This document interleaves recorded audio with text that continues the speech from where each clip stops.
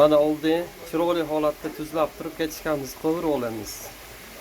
22-25 minut chiroyli qovursak, bu qizil holatga keladi.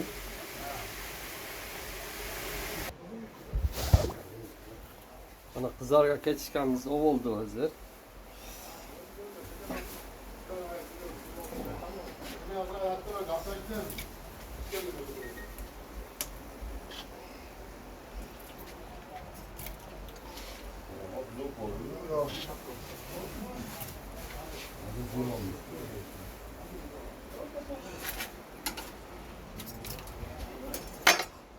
Bismillah.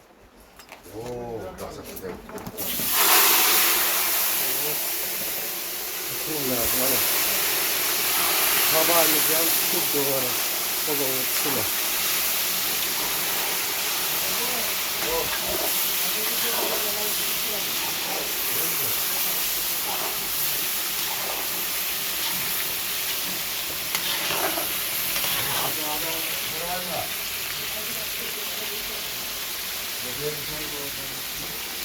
Bu tavuk oyağını chiroyli holatda qizartiramiz. Bu qizargandan keyin kerakli birga ziravorlar bilan, sarimsoqlar bilan birga dimlaymiz.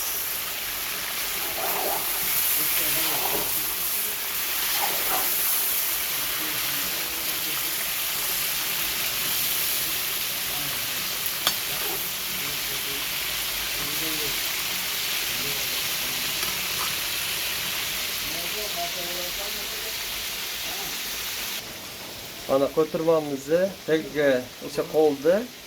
Tovuq oyog'i tepasida mana kechishganmiz, qovurga ketishga, bolgarskiy ziravorlarni tashladi o'yni bag'iga. Karamimiz bo'lsamiz. Qani karamimiz.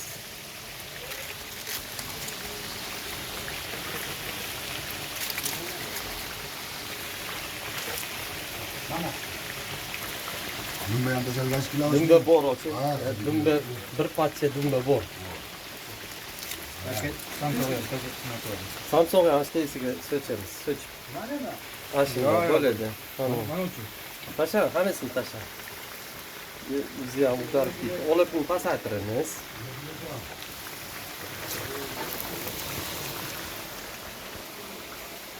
Mana oshnalar. Pomidorni ham to'g'rilab tashladik. Pomidorni karam tepasiga ziravorlarni tashlaymiz.